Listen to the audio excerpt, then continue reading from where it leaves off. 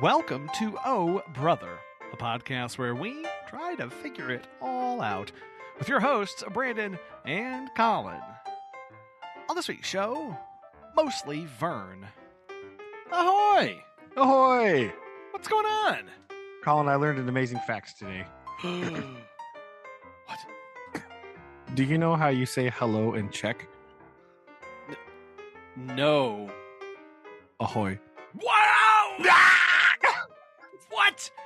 Why don't I have more listeners in? Come on! How is that possible? I don't know, but that's a fact I learned today. And so I thought it was very important that we lead with that.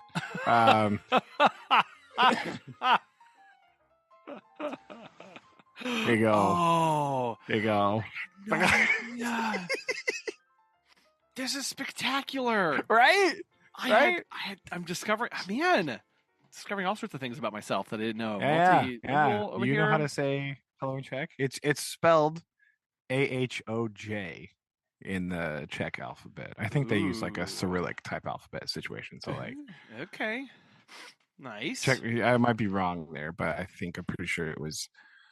I think they use that alphabet. So I think it's a Slavic language family. So okay. So yeah, there you go. I had no idea. Dang. Bang. My goodness. How exciting. I'm excited. That's for sure. For sure. Oh, well, so other than, dude, you've just blowing my mind over here. I'm having to get my notes out, and I'm just I was not ready for this. Pretty good stuff. Other than that, school is now out, right? I believe as the great poet of our time, Alice Cooper once said, "School's out for the summer." So Yes. that was last week. It's pretty good. However, last day of school, kind of annoying because I found out at about 9 o'clock, maybe like 9:30. Morning? No, in the morning, that I was responsible for moving all the things out of my classroom. Oh, This is exciting piece of information that I have never had to be responsible for before. So I had to. They were like, "No, you guys need to move all your stuff out," and I was like, excuse me, what?" So now I'm hyper paranoid that it won't be back in the spot where it's supposed to be, even though I drew them a beautiful map on my board and I label all of my stuff with like letters so they don't have to worry about it, because I'm not going to put like brown table because I have like 5 of those. So brown table. I label 1. everything with the room number and then a letter, right? I put like my room number and then like A. For sure. Right. And so on my map, I just draw a big rectangle and then write A. To me, this seems like very easy to follow and understand. But because, right, here's what I'm worried about. Because the custodial staff was not they did not move the big furniture out. So they don't have any reference about where it's supposed to go at all. Just my beautiful map, but I'm slightly worried that things will be in the wrong spot or in the wrong room. I'm gonna have to go chase them down again. That's happened before. Like, guys, that's right here. I don't know what you're talking about. I know they've got a lot to do. I understand. They're busy. So I tried to like put all my stuff over, and it just was very annoying. So I had the children help me. So we just like last day of school was like a half day. So we were like in the middle of watching a movie. And then I was like, "Oh, hey guys, guess what you're doing after lunch?" That's right, moving desks. Hey, bang! How fun and exciting! And due to a previous conversation that we had in class, do you know what movie we watched on the last day of school, Colin? Due to a previous conversation, not that I had with you. Well, also technically on this show we've talked about this before, but it's been a long time. But it came up in class at one point. Okay. And so guess what we watched on the last day of school, Colin? I can't. I know. I don't even know what it could have been. I mean, you didn't watch Ferris Bueller, so no. I don't know. I don't know what it is. Rockadoodle. Rockadoodle.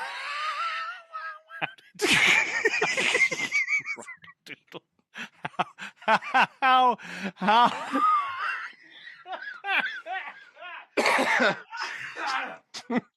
Oh no! What? Yes. Number one, it's free on YouTube right now, just so you know. And then, okay. I think it may potentially have been that way since the last time Aaron brought this up on the show, like ages ago. Sure. But yeah, it came up in class at some point. I don't even really remember how. They like said something. It was one of those things where I think they said something and it triggered something in my brain. I started chuckling to myself. And they were like, "What?" And I was like, "All right, listen." And I briefly attempted to explain Rockdoodle as Aaron did. And they were like, "What are you talking about?" I was like, "Oh, guys, it's beautiful. Like, wait. It's going to be fine." They thought it was hilarious. So it was funny. So that's what we watched on last day of school. And then we went and ate lunch. And then we moved desks around. So hooray. Well, I'm glad you had some help, though. You know. Yeah, it was pretty good. So yeah, it's a busy week, right? Like, well, not this week, the end of last week. Like, we did that, and then Saturday we had Kinsey to go to, right? Big birthday action, and then Sunday was another graduation party we had to go to. That one didn't take us long, so it was just about another one. So kind of winding down. And this week I've been doing nothing. It's great. Susan still has stuff to do because she's like finishing up all of her visits for like this week, and then she will also be done for the summer. So all of the summer is pretty open. So yeah, pretty good. We I do have a sixth grade quote of the week, right? The last one of the season. I'm gonna cheat this though because this one's mine. Okay, you know what? That's fine. This one's mine. You haven't had one yet, so I think as the last one. Yes. We can make it mine, right? I'll allow it. Yeah. We were talking about something and they were, oh, never mind. I'm supposed to give you the first. No context first, right? Yeah. The world sucks. We should be finding happiness in pizza. Hear, hear. Right? So like they were talking about pizza toppings, right? And of course the meme, they were like, "Oh my god, pineapple doesn't belong on pizza." And I was like, "Listen, here's my official stance on this. We should be eating pizza and being happy. I don't really care what you put on your pizza. Doesn't matter to me at all because I don't have to eat it. I can order my own pizza." Turns out, and yeah, that's a thing that you can do. You don't have to worry about what other people are putting on their pizza. You can just eat it. Yeah. You can just eat pizza and be happy. Yeah. And you can like have camaraderie and eat pizza together and be merry. And so we don't need to worry about that. It's fine. Like, stop hating just because it's like a meme. Like, I don't care. I'm not standing for this anymore. Like, do I want this? Not really, but like, would I be lying to you if I said I have never eaten pineapple on pizza? Yes, of course I would be lying to you, right? So I'm not going to stand for the hate, okay? Just because I don't currently want it doesn't mean that at one time in my life I did not want it, right? With the hate or the pizza? I'm so the pizza. Confused. The pizza. Okay, the pizza. Go on. I'm just like... That's fair. That's a fair clarification. Thank you. Yeah. You know what? This guy, I feel like you're coming down this road, and soon you're just going to be breaking off into like, there comes a time when we heed a certain call, when the world must come together as one. The We Are the World, right? The song. We're good. We're good. I don't need that. I keep going on. Yeah, we are the children. No, we're fine. We just need more pizza, right? That's all we need, right?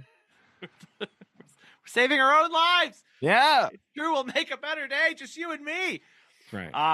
Why did this song do any better? Oh, that's right. Because it's horrible. It's sung badly. It's really not good. Is that the one Is it the We Are the World one that like? Is that the one with like all the people Yes. in the thing? Like Everybody is all the singing in it, and they're right? all Is like fighting for. They're all trying yeah. to outdo another. But is that Yes. the one where there's a video of like Michael Jackson is there and like he's listening to other people sing and there's just this utter look of disgust Yes. on his face when he's like, Yes.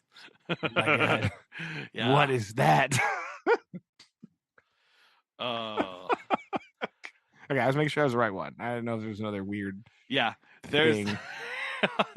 there's this. Okay. Is it like I'm gonna make this show it's out. like This is so funny. Cyndi Lauper, right? Is it like where Cyndi Lauper singing and he's just like, oh my God. Oh yeah, it's Cyndi Lauper, and I think like It's is like it Michael Huey Lewis, maybe? Huey Lewis, yeah. Or I is it my yeah? is it Oh, yeah, that's Huey right there. Huey, yeah, that's Yeah, and I think the not middle. in this picture, but to Huey Lewis's left, you're right. I believe Cyndi Lauper is standing over there, and so that is it is fantastic.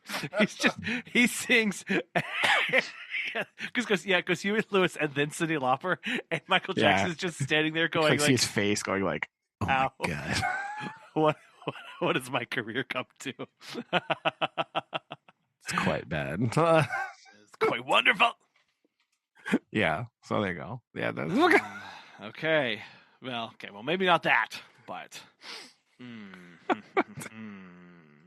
love this. Oh, nice. There you go. Also, a potential tie-in for later, right? Because more ranting.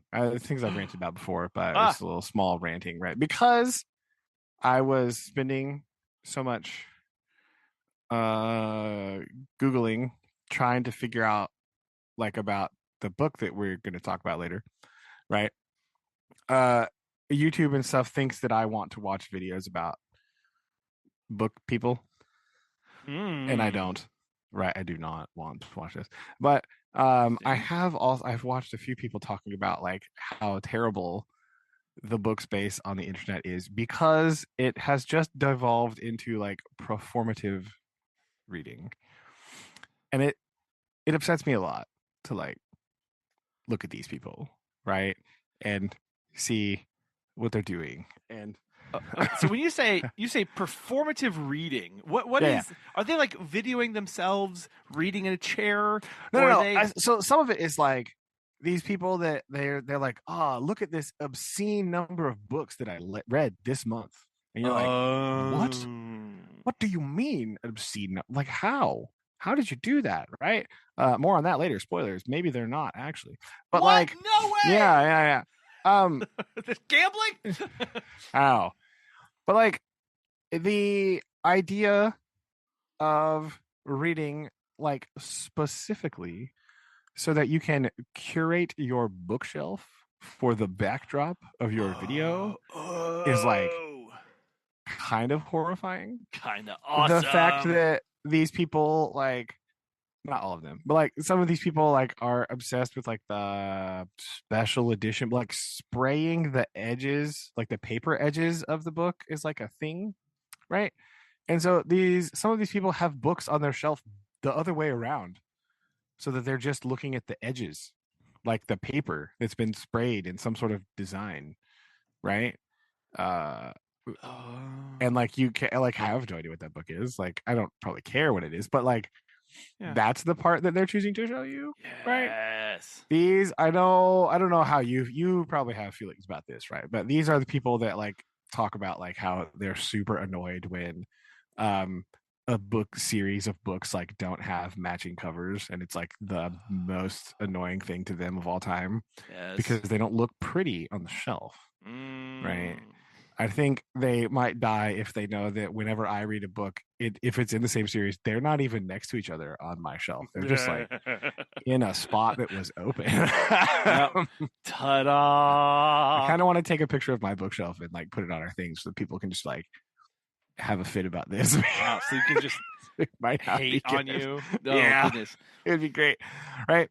And so I think like this idea of like reading for the trophy aspect, right? I saw this one video. I cannot confirm if this was satire or not, right? But it seemed to indicate that the person was just like listening to audiobooks and then buying the physical book to put on their shelf after they did that. If that's true, that is kind of terrible.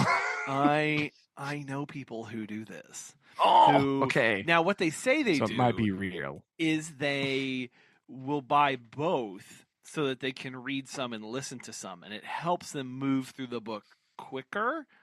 Is what they claim. They're actually just buying that. Well, first of all, you have to buy the book twice that way, which is like, why is capitalism coming from my reading? Like, what is happening here? Like, what are you?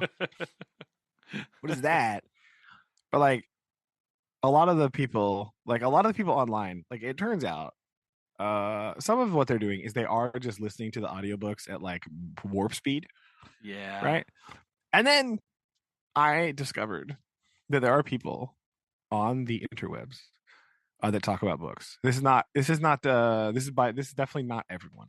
All right. Okay. This is allegedly a subgroup of people. Allegedly. I'm pretty sure this is confirmed. Okay, allegedly. For legal purposes. Allegedly. They won't read anything but the dialogue in the book. Oh. Yeah. Like, they don't read the prologues.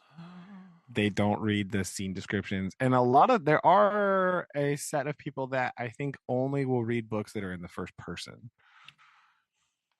Because they cannot fathom that. I mean, listen, I don't like overlong descriptions of scenery either, Oscar Wilde. But hello, like, I don't care about the drapes. Like, this is deeply upsetting to me. Yeah. Right. And I think the thing that upsets me, like the cherry on top of all this, is that like the mass market paperback is like dying. Right. The book of the people.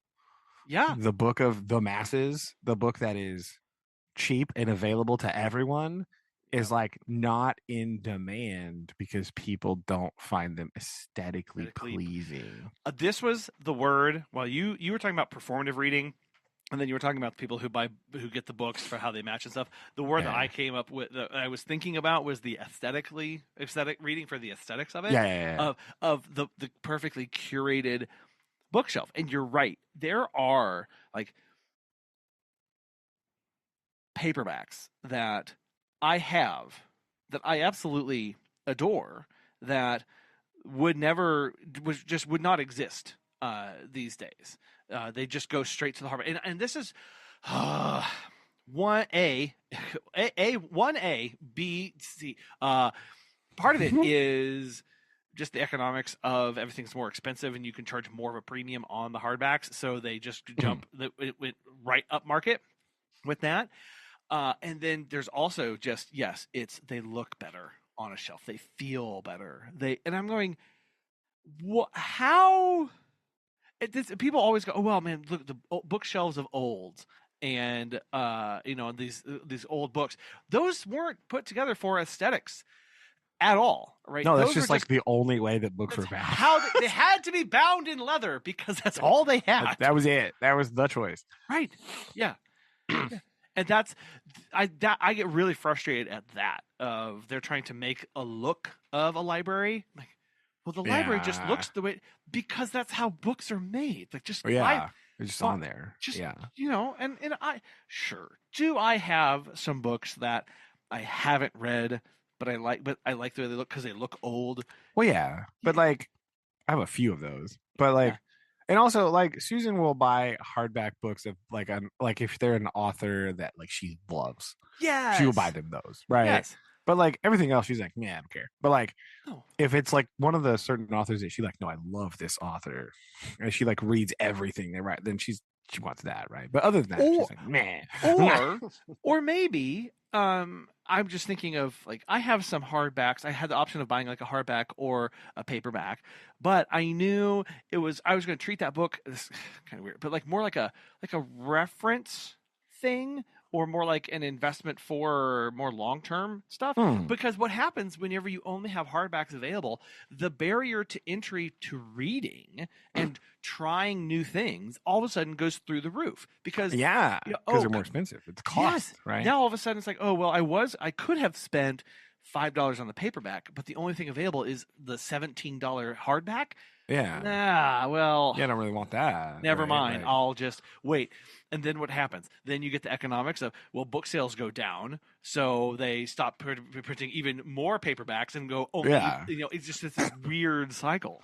Yeah. And that's why, and I have a lot of books on my bookshelf that these are not good books, right?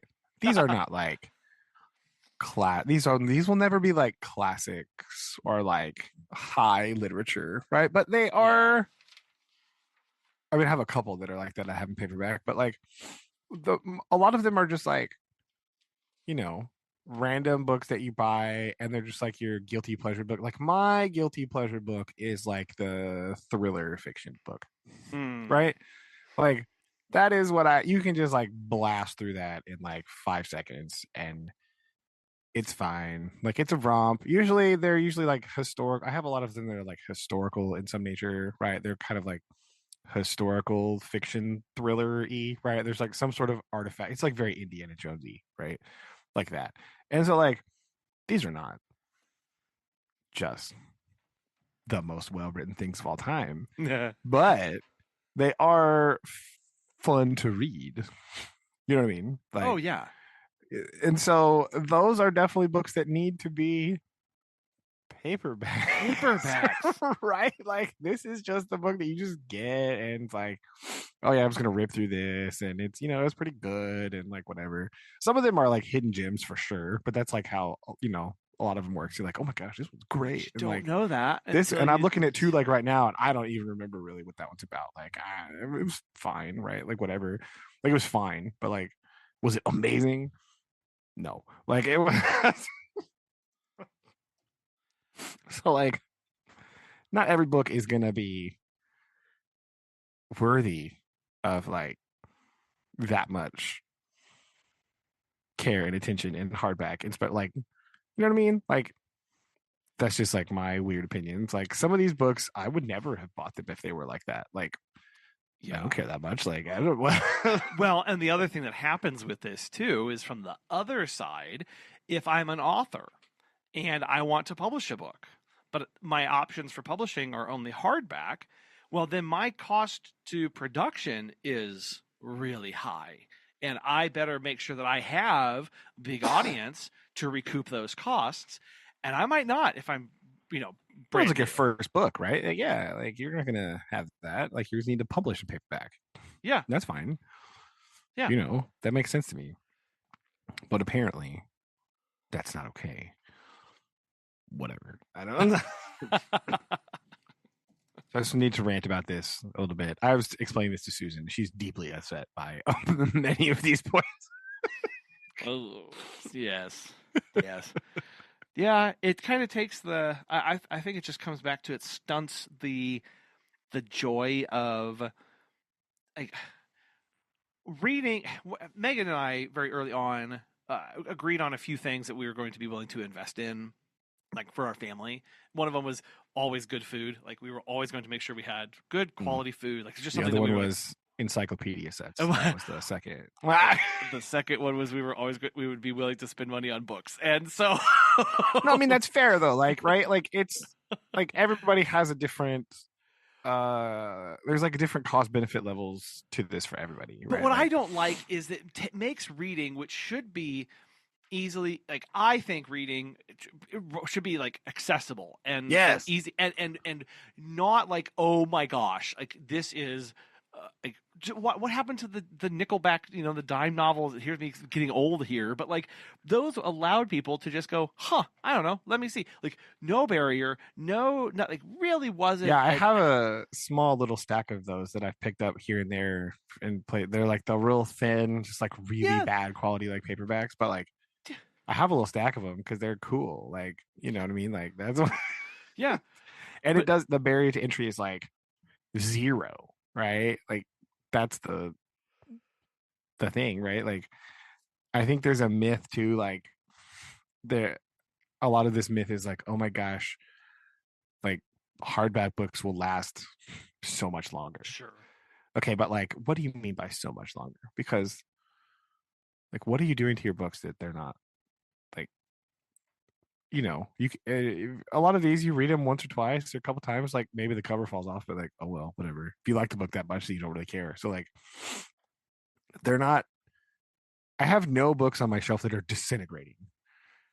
Well, except for one, but it's like a very old history book that I bought in an antique store. That doesn't count. Sure. Um, and this is like if we think about this is my like book collection here. This is one that's been growing for like many, many, many, many, many years, right? They're fine. You know what I mean? Like I've had some of these books on my shelf for like 20 years probably. So like I think they're okay, guys. Like I think it's fine. Yeah. That's really we're not worried that much. Well, and it speaks to sure, if you are using these as objects in a classroom of 10-year-olds for reading assignments every year or whatever, or like field books for reference, okay. That's different. But for, you're like on your shelf, what marathons are you running with your books? But even classroom books, right? Like I don't know about like third graders, but like we have like our English teacher in 6th grade, they have a giant collection of books and they're all fine. Yeah. And they get stuffed in lockers and sometimes you just got to tape the cover back on with like packing tape and it's fine. That's it. You just need some packing tape and you're good to go. Like it's okay. It's okay. So Brent, I think there are people listening to this and I do have to ask, what's your take on marking in your books? Do I mark in my books? Well, twofold. Do you mark and are you and then are you okay with it? I mean, I don't care. You can do whatever you want. I don't do it. But like I just never seen that as an important thing to do. Sure. For me as a reader. Like the annotating thing and like the like putting the tabs and the highlighting of the stuff. Like this assumes that I am going to look at this book a lot. And that is not true. Right? Like I'm just not going to do that. Like I will read the book and then I will like I kind of think about the book as a whole. And I don't really digest like little bits and pieces like that. Like, you know what I mean? Like, I'm not like, oh my gosh, this is the best sentence I've ever read. Like, I don't do that. And, so like, I don't see the point in doing that. Now this is like a thing that I did in like college when I was like annotating my like books, like my textbooks and things like that. Like I was doing that because like I was going back over and over again in that environment and like looking for important things or like that kind of stuff. But like reading for fun, that is not a thing that I feel that I need to do for fun. Right? Like that's just not how I think about it. So I don't care if other people do it. It doesn't really bother me. Sure. I think sometimes it's kind of weird when I see somebody with like a book and there's just like 75 billion tab things in it and it's just like a random fiction book, right? Like if this is like your Bible or something, okay, this makes sense to me. This is a thing you're going to go back to over and over again. If this is like a book like for work or something, this makes sense to me. But like if you're just reading like a novel, I don't think this is a very necessary exercise. Sure. What about you, Collin? Is this a thing that you do? It 100% depends on the kind of book that I'm reading. And I'll give you a good example here. I don't know if you're aware of a writer, Verne Heinrich. He this writes. Does not sound familiar to me. Okay, that's fine. This is why, because he writes like more of a natural history observational biology kind of books. He was an emeritus professor in biology. He's an ultra marathoner. He does all this stuff where he's like, but what he does is all of his books are like, so I was sitting at my window watching the nuthatch eat the whatever. And then it's like this deep, like dense, rigorous scientific research around like really beautiful writing and prose and storytelling. Like it's very engaging. And there are times where I will write down that, not necessarily for facts, but I love the kind of, this would make a really good illustration or example for teaching XYZ, or whenever I'm talking about this example, I'll pull from this, or like, so there are times where I'm reading where things like that will catch my eye of, I want to be able to remember this again. And so I do have a digital note folder for like book examples of and things like that, where I'll kind of like type out my annotated bibliography basically of like, in this book there's something here that I would like to read again. So I will do that. But if I'm just reading, I don't know what's over here on my like. Yeah, I mean, yeah, that makes sense to me. But like, if you're reading, I don't know, let's pretend you're reading Treasure Island, right? Yeah, this is not really like an exercise that you need to. No. I'm also, I'm having to turn my head because I rearranged my bookshelf. So my other books are further away from me. Oh no. But if I'm reading, what is this over here? I have a book over here about like the periodic table of elements and kind of the history about it behind the discoveries of each of those and the people who were involved in making it. I'm probably not going to annotate that one much. But it's just sounds like a sweet book though, I think. Here, let me give you my here, hold on, let me stand up here. Hold on. I would definitely read this book. These are the kind of books that I read that sometimes Susan makes fun of me for, right? Like, I like reading a lot of nonfiction. I read nonfiction like all the time. Yes. And so like very high, she always brings up in conversation that I have a book about the history of the banana, right? Yes. And she likes to just bring that up randomly as like a burn. And I'm like, yo, book's good though. Like, I don't know what you're like. Are you happy that you have a refrigerator? Thank you, bananas. Right? Like, boom. Like, take that. Like, I don't. Exactly. No, there's a book like that called Mark Kurlansky does a lot of books like that. One of my favorite ones of him is Salt, where it's about. You what? I have that one. Yeah, I was gonna say. This sounds. Yeah. So these are my. Yeah, he does. Yeah, he's. Yeah. The other one that he wrote, cod, salmon. What was the other one? I've seen the cod one. I think it's on one of my lists that I want to buy. Savannah. The one that my first one that I read by Mark Kurlansky was Paper, paging through history. But my other recommendation is nice. It's called the one I have right now. It's by Hugh Alzeri Williams. It's called Periodic Tales: A Cultural History of the Elements from Arsenic to Zinc. This. Yes. Nice. I like so it. this. But yes, if I'm reading Paper by Mark Kurlansky, I'm not gonna be probably doing too much highlighting in there, but. These are the kind of things that I'm a fan of. So, but yeah, well, neat. Yeah. So I do write. I do notate in mine. I do mostly underlining. I don't do very many like tabs of different colors and stuff. It's mostly just underlining. Oh, okay, that works. That's good too. Nice. Yes. So anyway, goodness, sorry, I have to stand up and put my book back on my shelf before. Oh, sorry. I I messed up your vibe here. It messed up the whole flow. Fine. I just step away. It's a whole thing. I also have. Oh, he's talking really far away, listeners. I know that you probably want to hear him yell across the room, but I'll save you. It's totally fine. Is it fine? I don't think it's fine. This is very awkward now. I have a paperback from 40 feet away. Like, I need to find this. I have a paperback from the 50s about nuclear fallout. Nice. And I need to find this somewhere. It's great. It's really fun. Oh, that sounds kind of awesome. Duck and cover. Yeah, pretty much. Enjoy. Oh my goodness. Well, did you have anything you want to talk about this week, or should we dive into our topic? Colin, what have you been up to? So late in the game. I have wanted to crawl into a hole this week. We had the carpet installers. Oh man. Oh no. Speaking of moving all the furniture.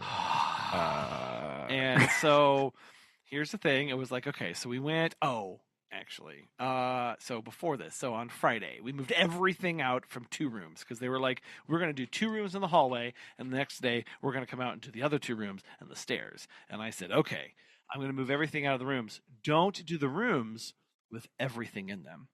And they didn't laugh at my joke. So it's like the surgeon when you write like cut here, right? Like they put the X on the leg you need. Yeah, not this one. Yes. The other one.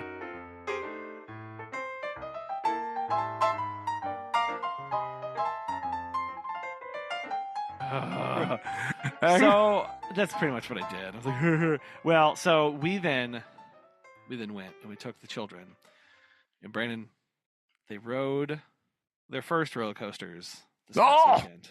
Oh my! We went a seminal moment to Silver Dollar City. They're finally this high. You made it!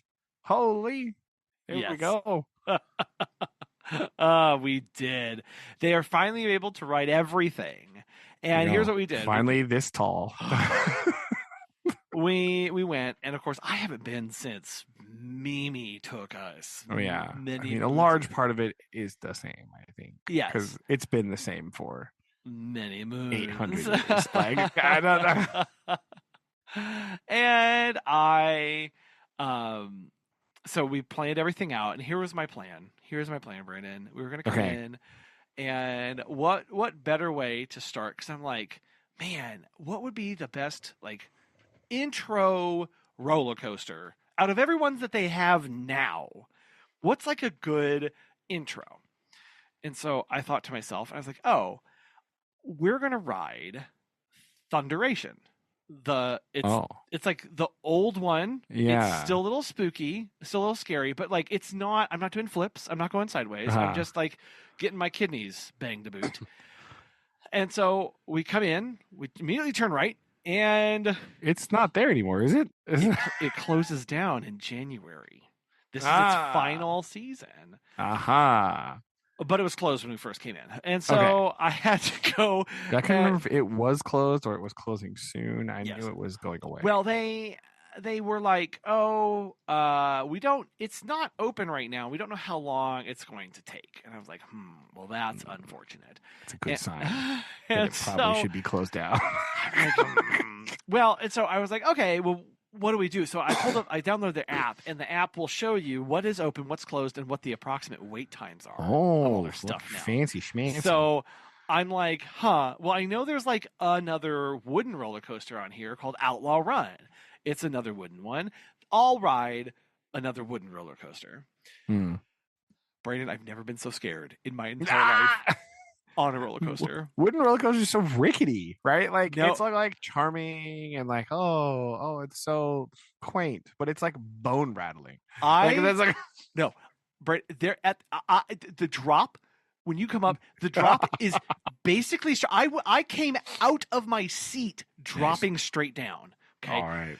Then you don't do a loop-de-loop, but on one of these things, you do a barrel roll that is so tight. The only thing holding me in was the pressure against the lap bar. My butt was fully out of my seat. Oh no. The entire ride lasts about 20 seconds. It is the shortest and one of the fastest rides at Silver Dollar City. It's kind of wild. I know. And it is so intense. I don't remember it being that intense. I've ridden that one. Outlaw. Okay. I don't recall. I may just be this, whatever. Because then I went. I mean, I haven't been to Silver Dollar City in a long time, right? So that is also. Well, this will tell you how long it's. This was open in 2013. I haven't. Okay. It's been a minute. Yeah. Anyway, this is the kid's first roller coaster experience, one that I am like shaking in for how like terrifying it is. They get out, of course they love it. They're super excited. We go rewrite again immediately. Then I'm like, okay, let me take you to like the scary one. And you're like, no, give me some shoulder harness. Yes. Let's have. Yes. So let me feel more in the seat. So then I go, of course, and we go to Wildfire, which is like the one where I remember being scared out of my mind with. This is a cakewalk. There's nothing that is scary about this compared to Alabama. And I think it is the shoulder hardens. I think it's where you're like you're just there along for the ride. And it ended up like we did that one. We did everything. We did it all. And they just like ate everything up about it. Had a blast. They enjoyed it. I need to send you this video Megan took of them coming out of Outlaw Run again to their first one. And basically they're running back to the end of the line, just like, bye. It pretty much was. They were like, that was terrifying. Oh my gosh, that was so scary. And then Megan said, do you want to do it again? And they're like, click, yeah, let's do it again. So we ran back. I got to ride everything, did the water rides, and I learned that what used to be the Lost River is now the Mystic River. And it's gone. It's all weird now. Now, here's the thing. You got way more water on you in the old version. And that's because the backs of the little floaty boats had the rope on them. So that whenever you plunge down, the water would come up over your back and then down splash. Yeah. That can't happen on the new ones because the backs are solid plastic. And so you don't get that drenched over your shoulders down your back. Horrible feeling. That's fair. But also, I learned that. Have you ridden this yet? I haven't ridden the new one. No. Okay. Like I said, I haven't been there in ages. I think the last time I was there was probably around 2013 or 2014. I chaperoned a trip for like the school or something because they were like, "We need a mail." Hey, Brandon. Guess what? This is a long time ago. This is a very long time ago. So I discovered. So here's what happens. Remember the old Lost River where you'd kind of go up this like there was a big plunge at the end, but you went up this weird conveyor belt. And then yeah.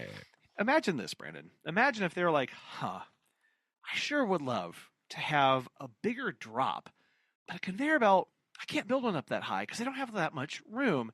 How could I lift a boat of 8 people to get a larger drop? A lock. I know what I'll do. I'll have a giant elevator claw that pushes you. Come up a little escalator that then pushes you onto this platform.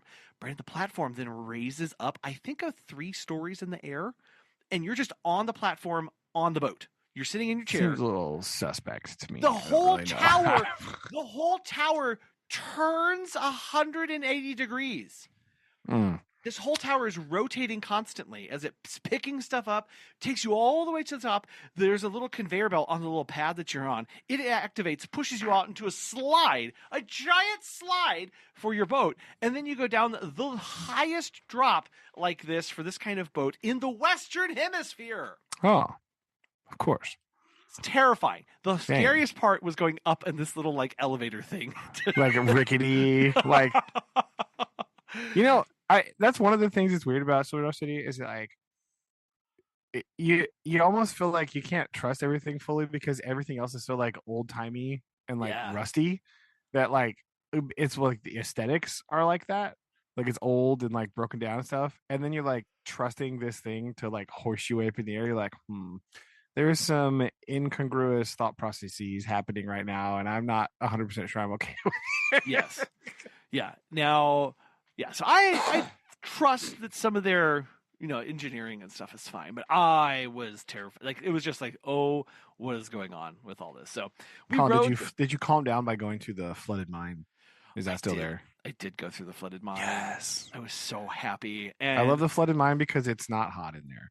No, that's what I told Megan. If you go in the summer, it's all nice. You're shade. Pew, pew, pew. Pew, pew, pew. And it's air conditioned a little bit because the water is cool. And that's what I told Megan. I said, this is the refuge for the heat.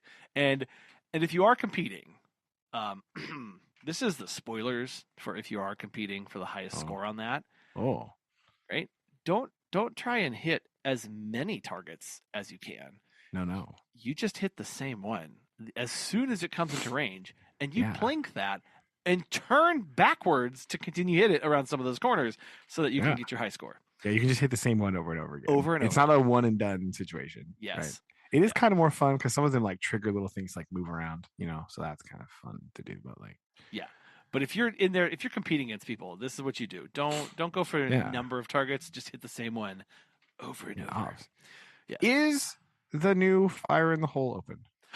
So, we had 2 rides that we wanted to get to. One was the Time Traveler, and one was Fire in the Hole. Fire in the Hole is open. Okay. The wait times for this were never below 60 minutes. Weird. As soon as it was open, it was 60. It was all day, and we got there at 9 and left at 4. That's crazy. It never would dip below. We did make it to the Time Traveler. This is the time. Okay. The Time Traveler is the one where the car goes forwards, but then the seats turn around. Oh yeah. Okay. Yeah. And this, I have never done a backwards loop-de-loop before. I'm pretty sure I did one, although it was a bit terrifying.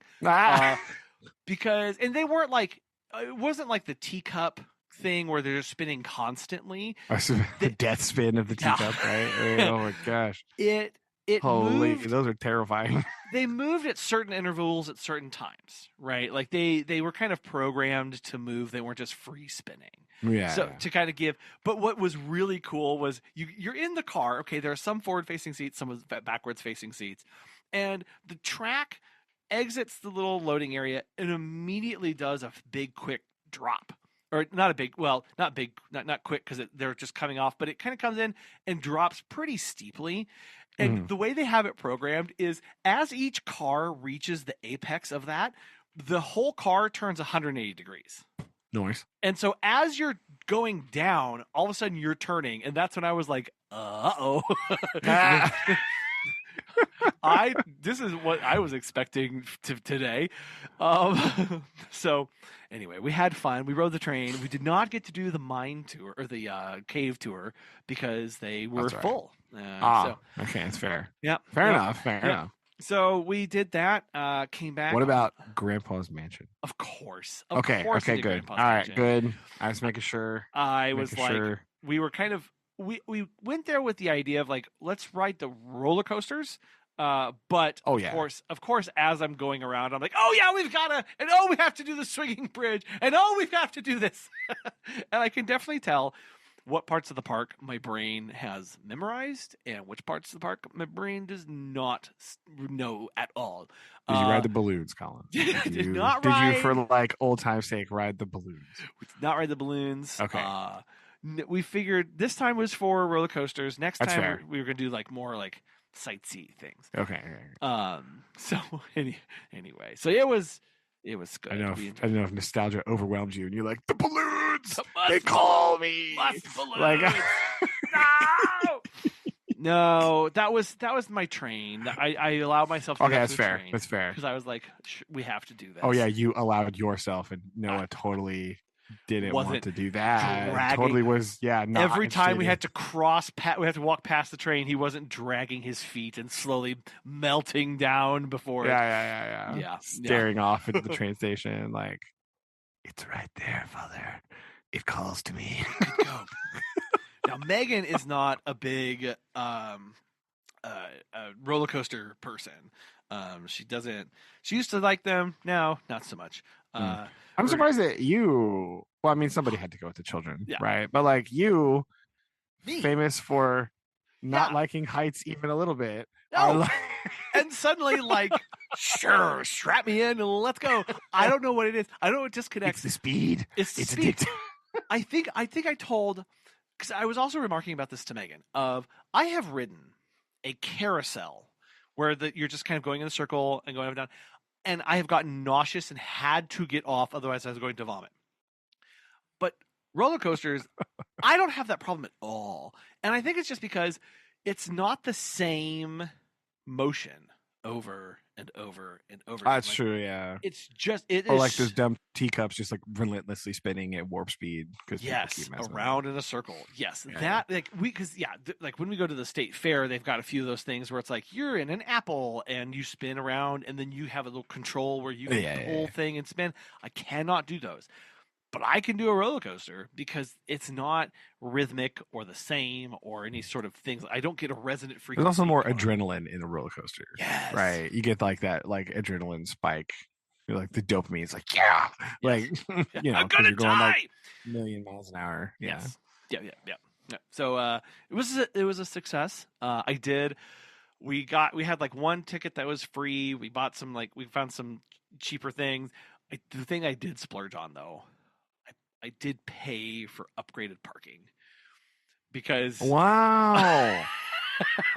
Wow, you didn't want to ride the tram from 800 miles away? Didn't it? Like down at the bottom of that like weird gravel lot that's like literally 3 miles away from the gate. You don't want to park down there? And what you can't, people, if you're listening to this, I always just drive straight back there. I don't even mess with it. I'm just like, nah, we're going to the back. It's not just the distance; it's the elevation change that you have. That is true. Out. It is on the side of like a 40-degree incline. Like you will wear a pattern in your soles of your shoes. Listeners who have never had the experience of Branson, Missouri, right? What you need to understand is Branson is basically built on a ridge, right? Yes, and like. They just cram as much stuff as feasible on top of this little small ridge plateau, and then everything else is on the steepest hill you've ever seen. Like San Francisco, who never heard of her, right? No. Like get out. These are badly engineered roads that are like vertical at some points. They're like, what's a switchback? We don't care. Like I don't. Yeah, you'll be fine. Just walk slower. Okay. They just. Like, I don't know how the gravel stays in those parking lots because, like, one rain and it's all at the bottom. Like, yes. I don't know how they do it. But they just, like, it feels like they just, like, cleared the trees and just, like, threw some gravel in a field. They were like, yep, done. Got it. That's exactly what they did. And so, no, I wanted to have other memories with my children first. We will do the fair March of Death later. But we did upgrade the parking, not like the full like I'm knocking on the front door valet. Right? Like I could do that.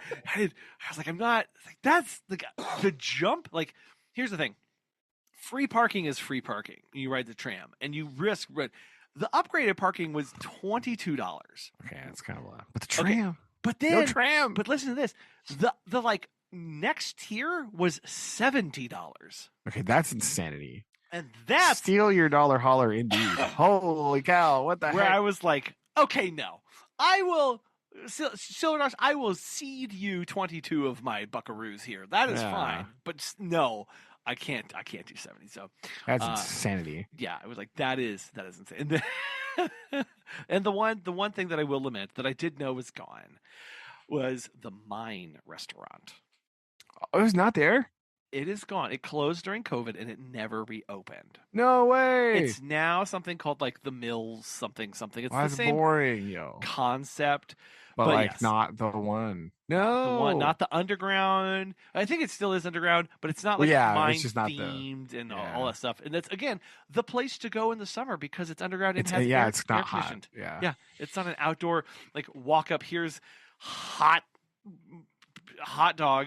In the summer, asphalt. The thing that really sucks is it doesn't suck, but like the thing it's like brutal, and I don't know how those people are alive, but like the people that are cooking outside in that like massive skillet thing, yes, right? It's like a 4-foot skillet, and they're just out there cooking the whatever, and it's like 1,000,000,000 degrees, and they're in their costume, and they're next to like the world's biggest like skillet thing. You're like, how are you alive right now? Like, what is happening? That's insanity. It makes no sense. But the kids had a blast seeing all of this stuff. Did you get pop guns, Colin? That's the other question. We did not. Okay. Get pop guns next time. Because the other thing, sneak them in. The other thing, Megan, what's that over there? that we have to get is the saloon. The saloon photo. Yes. We got the saloon Yes. photo. I think Susan and I have a saloon photo somewhere. I think you do. I do. I think I do. I know this. You do. So I wonder what happened. I'm going to ask her about that. We also have to get the root beer, the bottled root beer there. Oh, yeah. My all-time favorite root beer. That's pretty good root beer. That's fair. I love it. Mostly because I just remember drinking like 7 of them in a day because it was so hot and I was just drinking them. They're ice cold. Anyway, that's me. So we've got to get that next. There's these things that I got to go. That's true. Get this. But that's okay. Yeah. We went on a mission this time, and next time is to slowly introduce your children to the nostalgia factor. Right. Yes. The second trip is where that happens anyway. Yes. Right? We've locked it in. So yeah, that was that. And then on Monday we came back and they started our carpets. And I will keep this short because I know we're going long. But that's all right. That's what we do here. I do need to report on this. I am sitting in a house full of carpet and devoid of my family because they did not.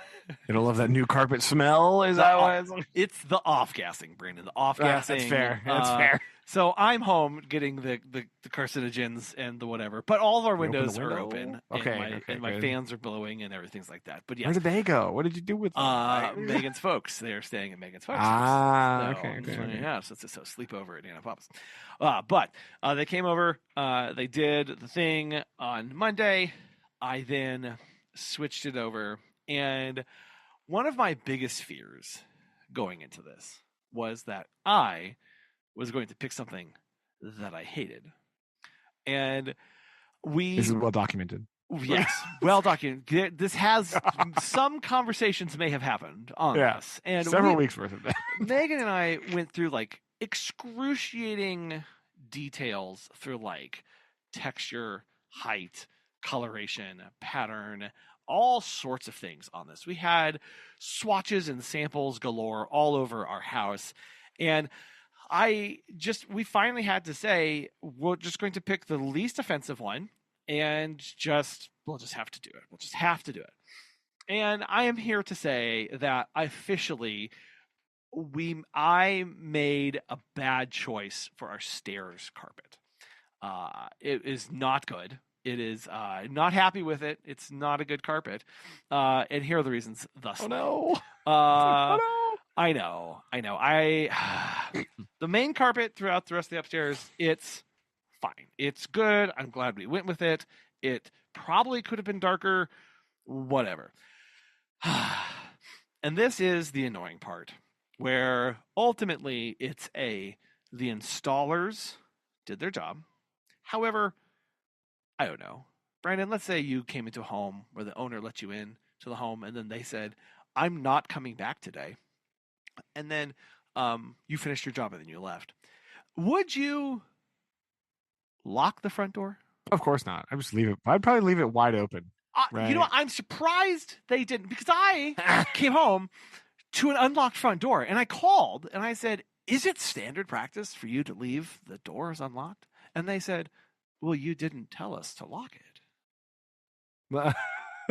And they went, we don't know your schedule, Collin. And I went, you didn't know to lock you can ask. You have my phone number. You literally know where I live. You can contact me and ask what I want. Oh. Yeah. So anyway, the installers did nothing wrong on the stairs. Now, what we did is we have our plush kind of monotone whatever main carpet. It's speckled so it hides stuff in it, whatever it's and then we were told that the thing to do these days is that people get some sort of a patterned carpet on their stairs. It's a shorter pile, but it's supposed to match the main carpet. And the way they make this work is when you go and pick your carpet, everything in a similar row, in the same row, can go with one another. They've been designed to mix and match. Right. So okay.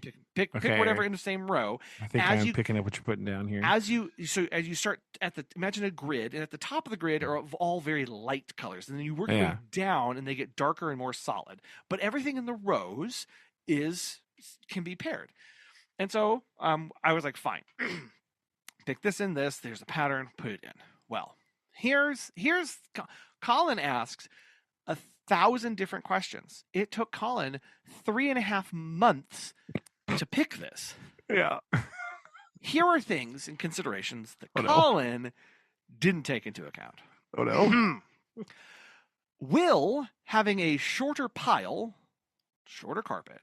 on the stairs show more old home things on the stairs than a taller pile? The answer is show more of them, as the fact that my stairs are not quite even to the left and right. So what happens is that they can only cut the carpet to one width. Now, if you have a short pile like mine, that means that the pile will not hide the fact that sometimes the edge of the carpet is a pencil's width away from the edge of the wood for the wall. If I had a higher pile, it would just fold over and you couldn't see that gap. With short pile, gap, all the way up, because it's just is what it is, right? Okay, so that was my mistake one. I guess I didn't ask that question, right? I didn't think about that. I mean, that's fair. Like, okay. Okay. Secondly, on the little swatch that they give you, it is a 6-inch, 5 by 4 inch rectangle.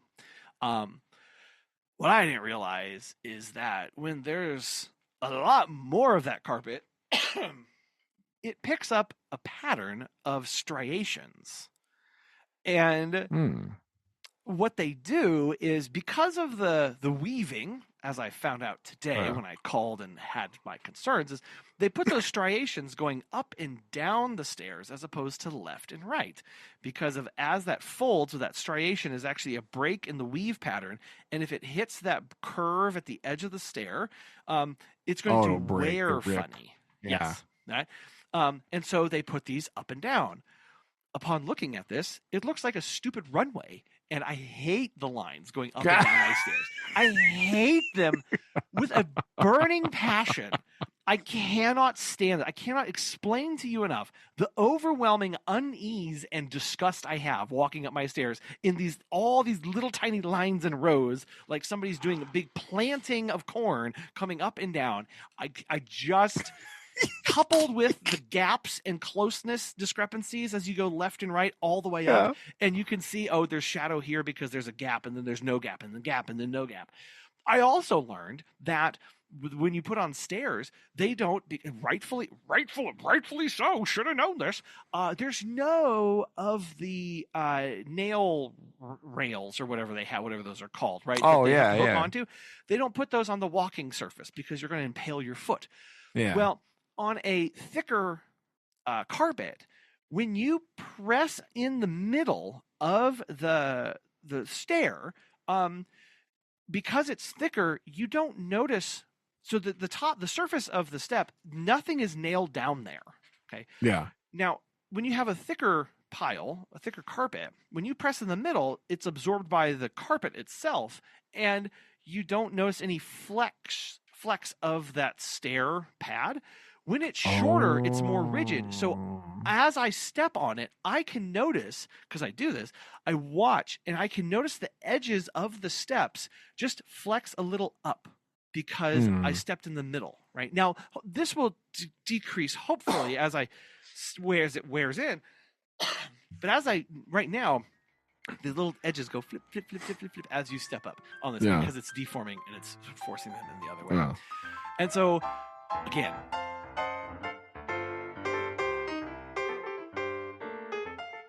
Don't worry, Collin, your children are going to run up and downstairs about 450 billion times in the next 2 days.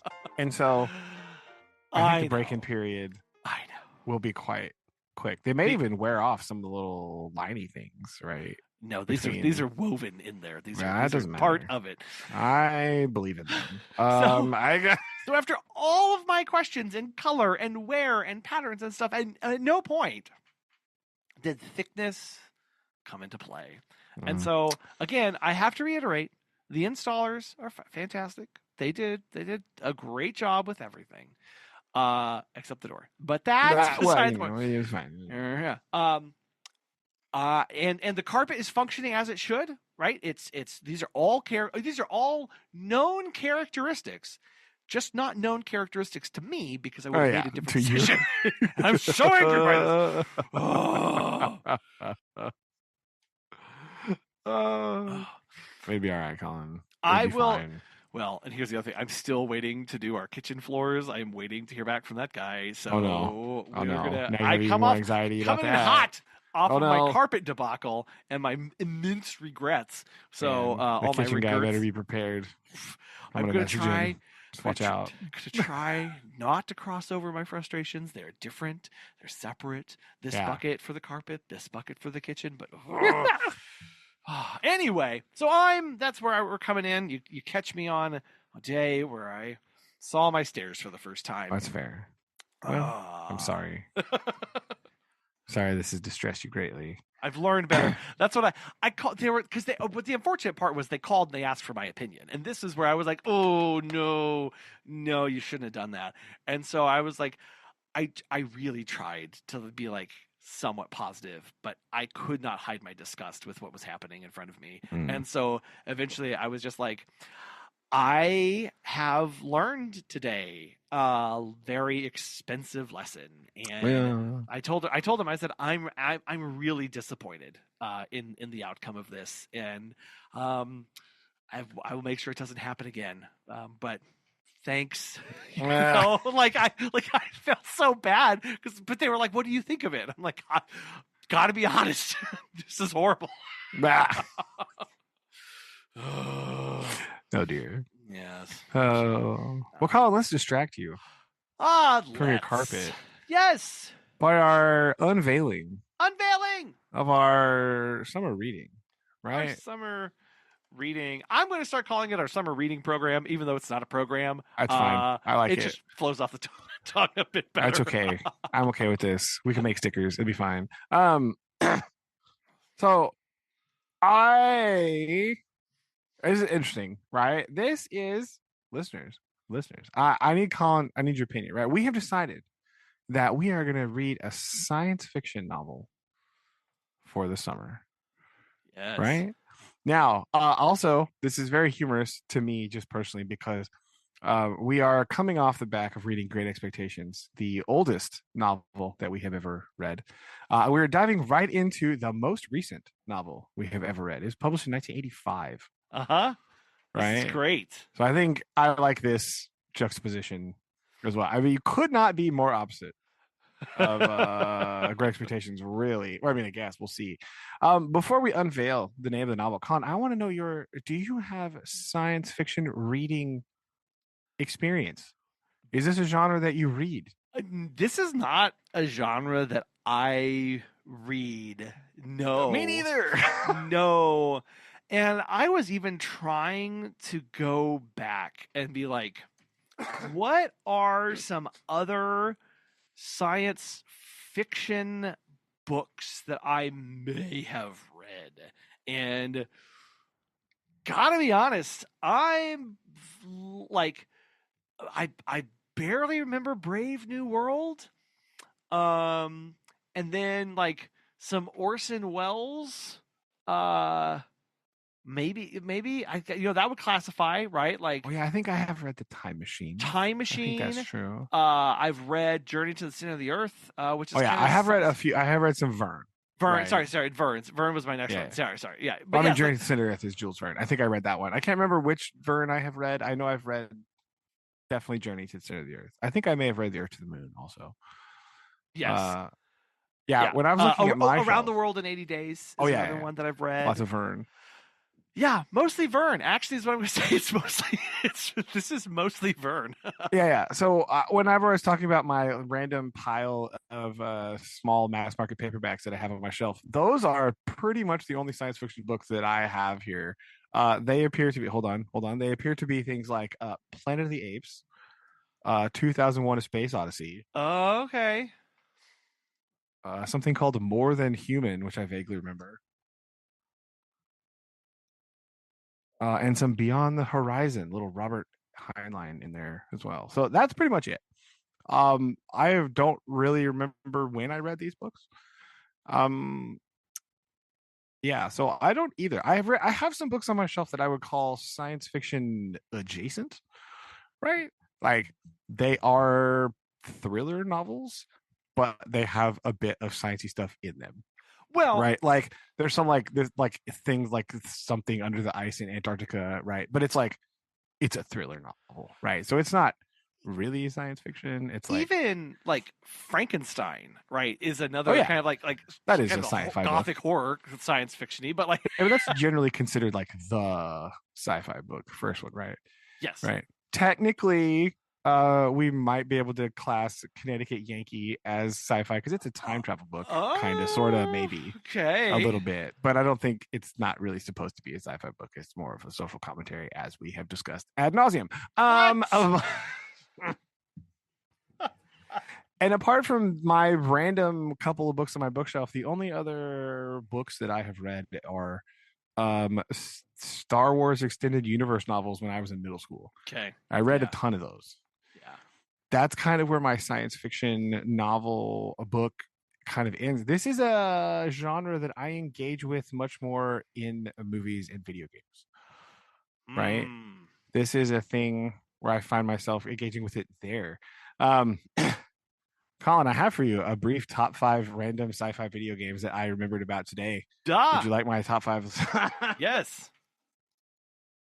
Also, I've noticed that most of these are not like when a lot of people think about science fiction, they do think about like space. Yes. Right? I don't think this is the kind of science fiction that I usually engage with because a lot of these other things are like dystopian-y, kind of like that is also technically sci-fi, like post-apocalyptic-y. That's also sci-fi. Yeah, right? yeah. Oh yeah. Oh, I have Orson Welles on my shelf, by the way. Anyway, so top 5 sci-fi games, video games that I remembered and have played relatively recently, are as follows. Right, number 5, Assassin's Creed is a science fiction video game, technically, right? Because it's all about exploring history through the DNA of random people trying to uncover the secrets of the precursor civilization. There you go. Yeah. And so, murder. Yeah, it's kind of weird. There's a lot of science in there. So I'm gonna go Assassin's Creed. I'm gonna put the Syndicate, Assassin's Creed Syndicate, because it's set in Victorian London and it's fun. And it's stabby. I'm currently trying to finish Assassin's Creed Valhalla. That is definitely not the best game. It's too long and there's too much repetition. Anyway, number 4, I put The Outer Worlds. It's like a space game, and it's about like what if space had overabundance of capitalism. So it's like a satirical version of like Terrible Space Future. Pretty good. Okay. I put Gears of War on this because it's on a planet and there's like it's technically science fiction, I think. It's kind of like apocalyptic-y. I put Cyberpunk on here. It's like it's like the genre defining thing. Cyberpunk 2077. And then I put Metro 2033, which is like very post-apocalyptic-y, terrible. I put the first one because it's like horrifying. Honorable mentions go to, of course, Halo. Someone's gonna be mad that I didn't mention Halo. Oh. Sorry. I put BioShock because that's technically science fiction. It's just like science fiction from the 1940s, right? Like, and of course, any Star Wars video game. Any Star Wars at all. I put the newest ones, the Fallen Order, and then like Jedi Survivor or whatever. But we can't forget my original OG Star Wars video game, Dark Forces. Dark Forces. Boom! Shout out Dark Forces. Love that game. Okay. Yes. So I'm surprised you didn't know Warhammer 40K. Yeah, no, I'm not a big Warhammer dude. Sorry, come on. Sorry, Henry Cavill and Aaron. I For don't the really... Emperor. That's yeah, all I know. I don't know what that means. I do think, Colin, that after this, can I interest you in a top 5 science fiction movie list? 1,000%. I'm already for when we're done with this book. I'm actively making my list right now. That's all I'm gonna say. That's fine. Just because that's another medium in which I engage with a genre much more in movies and video games, and then not so much reading. So we're gonna attempt to rectify that. Colin, tell them what we've chosen. We have chosen what some may say is the quintessential reading for sci-fi, and that is Ender's Game. It's true. Orson Scott Card. Yeah. This was on whenever I was looking at lists of sci-fi after we decided sci-fi. And I was just looking at random lists and I watched a bunch of videos. People's like, oh, these are the best like sci-fi books in my opinion.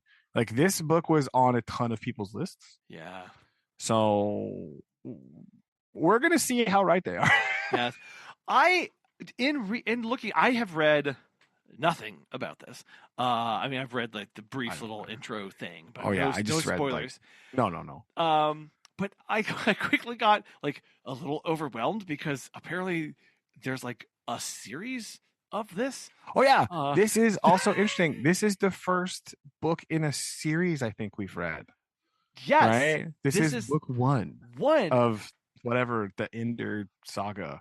And that's where I got confused because I was like, oh, look, Ender's Game. And then it was like Ender's Game in like one, and then like the Ender's Saga. Yeah. Like I was like, oh, what? Hold on. Yeah. I was unaware also. Until like the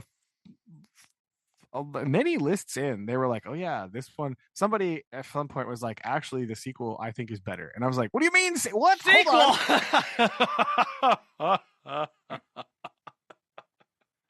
What do you mean? So yeah, that's what we're. Yeah, there you go. So I know really nothing about Ender's Game. There's a spaceship on the front of this book. Yes. That's all I got. Right. I think. Yeah. So we'll see. Right. I did read. That kind of notably Orson Scott Card. Kind of a jerk, right? Like that's what. Oh no! We have to have a disclaimer. Yeah. It was one of those like a bunch of people were like, yeah, notable jerk. Orson Scott Card was like, oh, cool, okay, well. So I don't know. I didn't research this too much because I kind of was just going blind here. Because this is such a new book and I don't like really know anything about this, but yeah, I know there's a spaceship here. So this is like we're diving in kind of hardcore with like spacey sci-fi. Yep. There's some aliens here, I'm assuming. The back of the book tells me this is about a battle school. Right? And I think Ender is a young person. Okay. Attending a battle school to train humans to fight against alien things. Okay. Yes. Okay. There we go. Also, weird about my version of the book that I got. Again, this reading is hashtag not sponsored, brought to you by Thrift Books, because yes. And I don't. But this version has an introduction by the author, which is kind of weird. Perfect. It's not a normal thing. Oh, it was. Come on, it was in the 80s. It was. That's true. It was a crazy heady time. That's true. Now I did read that this is the older version from like the early 90s, I think. Because I did read that he went back and changed a few things after the dissolution of the Soviet Union. Right? Like he was just referring to the Soviets or whatever or something, and like he just like took that stuff out. I love every bit of that. Right? So I think I read that somewhere that he changed just some references to like there were reference weirdly because this is supposed to be like the future, right? So I don't know why we're still referencing the Soviet Union, but you know it was written in 1985, so we're still Cold War-y. So like, yes, you know, you just write about what's happening, kind of, because it is about Earth. So like, he wrote that, and I think he went back and just made a few little tweaks to things. Okay. After that happened, after that major world-changing event occurred, yeah, no, he was like, "Oh, I should probably take out the references to that." So yes, my version is also from 1991. Yeah, I think that's what mine is. So I think it's what it says in here. At least that's what the intro the copyright thing says. Yeah. Oh, do we have this? Do you have a physical book of this? No. Oh, okay. No, I have a digital. Okay. I have a my version of it. Okay, my little introduction thing he wrote, it says March 91. Yes. So I have the same thing. Okay, so that's probably just the version that they went with after that. Yes. Right. Dang, should have tried to get a pre-90 copy. That would have been too difficult. I'm not worried about that. Not really interested in my first edition Ender's Game. Don't really care that much. But there we go. Hold on. Let's see here. Listen, I'm definitely not letting DHL mess with that. Who knows when it'll show up? Okay, don't remember that. So, you know what? Apparently, Abe, good old Abe Books. Oh, got one on there. Not $10.